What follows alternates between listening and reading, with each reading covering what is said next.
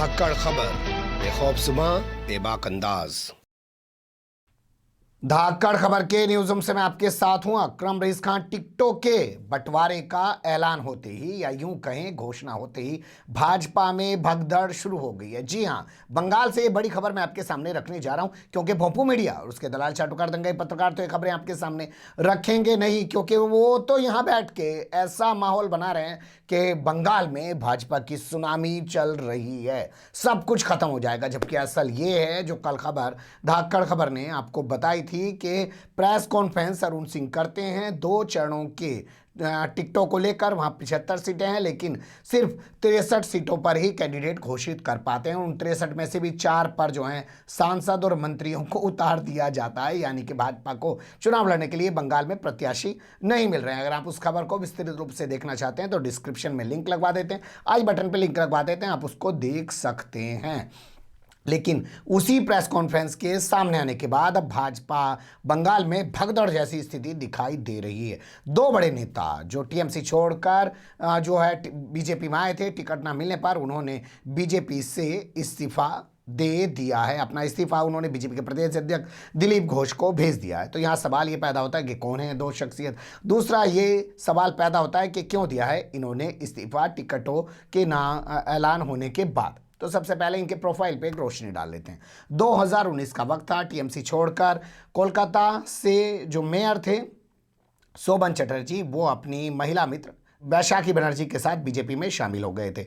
शामिल हो जाने के बाद काफ़ी दिनों तक इनकी भाजपा से बनी नहीं, तनातनी चलती रही। भाजपा में ज़रूर आ गई, लेकिन भाजपा के लिए प्रचार करते हुए दिखाई नहीं दिए। हाल फिलहाल में ये दोनों एक साथ नजर आए और इन्होंने कहा ये भाजपा के पूरी तरह साथ हैं। लेकिन अब खबर आ रही है कि इन्होंने दिलीप घोष को अपना इस्तीफा भेज दिया। दिलीप घोष आपको बता दें बीजेपी के प्रदेश अध्यक्ष हैं बंगाल से। शोभन चटर्जी को क्या एतराज़ है वो थोड़ा सा जान लीजिए। बेहाला सीट से वो टिकट चाहते थे, उन्हें उम्मीद थी कि भाजपा बेहाला सीट से उनको उम्मीदवार बना सकती है, लेकिन यहाँ से भाजपा ने इनको गच्चा देकर किसी और को मैदान में उतार दिया है। पायल सरकार जो फिल्मी दुनिया से जुड़ी हुई हैं, टॉलीवुड से जुड़ी हुई हैं, चंद दिनों पहले भाजपा में आई हैं, उनको टिकट दे दिया। जो 2019 से शोभन चटर्जी टीएमसी छोड़ के आए थे, मेयर का पद छोड़ के आए थे, उनको टिकट नहीं दिया है। इस बात से नाराज़ होकर इन्होंने जो है इस्तीफा दे दिया है बीजेपी से। दिलचस्प बात बताऊं, उसे भी नोट कर लीजिए। टीएमसी ने इस सीट पर जो बेहाला सीट है वहां से शोभन चटर्जी की जो पत्नी है रत्ना चटर्जी, उनको मैदान में उतारा है। यानी अपनी पत्नी के सामने ही शायद ये चुनाव लड़ना चाहते थे बीजेपी से जो है टिकट लेकर, लेकिन बीजेपी ने इनको नहीं उतारा, वहां से पायल सरकार को उतार दिया है। अब बात करते हैं वैशाखी बनर्जी की। वैशाखी बनर्जी जो है कस्बा जो सीट पड़ती है उससे लड़ना चाहती थी चुनाव, लेकिन वहाँ जो है भाजपा ने उनके अरमानों पर पानी फेर दिया और उनकी जगह डॉक्टर इंद्रनील खान को वहाँ से टिकट दे दिया, जिससे नाराज़ होकर इन दोनों ने अपना इस्तीफा दिलीप घोष को भेज दिया। इसके अलावा प्रवीष घोष को टिकट दिए जाने पर भी हल्ला मचा हुआ है और इसके अलावा कई और नेता जैसे रविंद्र घोष को भी टिकट दिए जाने पर हल्ला मचा हुआ है और कहीं और सारी जगह से बहुत सारी खबरें आ रही हैं। असल बात यह है कि जिस तरीके से कल हमने आपके सामने आंकड़ा रखा था कि 2 चरणों में, यानी कि थर्ड फेज़ में जो है वो 31 सीटें हैं, फोर्थ फेज़ में 44 सीटें हैं, टोटल 75 सीटें होती हैं, लेकिन भाजपा जो है सिर्फ 63 सीटों पर ही कैंडिडेट की घोषणा कर पा रही है। उससे साफ लग रहा है कि उसके पास प्रत्याशी नहीं है, उसके पास चुनाव लड़ने के लिए चेहरे नहीं है। अगर होते तो क्यों वो अपने मंत्री पे दांव लगाती, क्यों वो अपने सांसदों पे दांव लगाती। अगर कभी आपने देखा है कि कोई थानेदार हो किसी इलाके का और उसे आप कहे भाई चल तू चौकी इंचार्ज बन जा, चल तू वहाँ जो है दीवान जी बन जा, हेड कांस्टेबल बन जा, वहाँ पे क्या वो बनना पसंद करता है? क्या नहीं करता ना। लेकिन यहाँ जो है भाजपा को जब प्रत्याशी नहीं मिले तो वो इन्हीं अपने चेहरों पर दांव लगा रही है।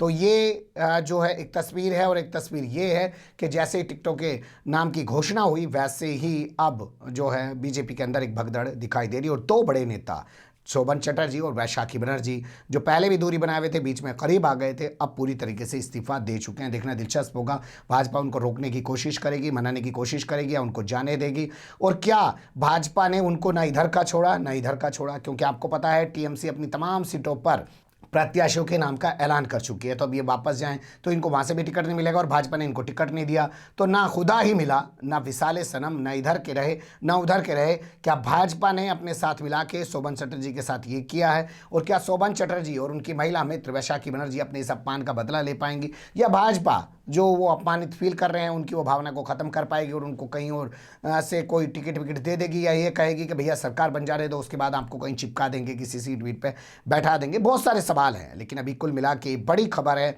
कि शोभन चटर्जी और बैशाखी बनर्जी ने इस्तीफा दे दिया है दिलीप घोष को। वो मीडिया ना बताने का जी खबर ये। बने रहेगा धाकड़ खबर के साथ। फिलहाल कमेंट्स के रूप में आप लोग अपनी राय दे सकते हैं, खबर को लाइक कर सकते हैं, चैनल को सब्सक्राइब कर सकते हैं और ज़्यादा से ज़्यादा हमारी खबरों को शेयर कर सकते हैं। फिर ऐसे ही किसी सुलगते हुए या उलझते मुद्दे लेकर मैं आपके सामने हूँगा हाजिर। फिलहाल अभी मुझे दें इजाज़त।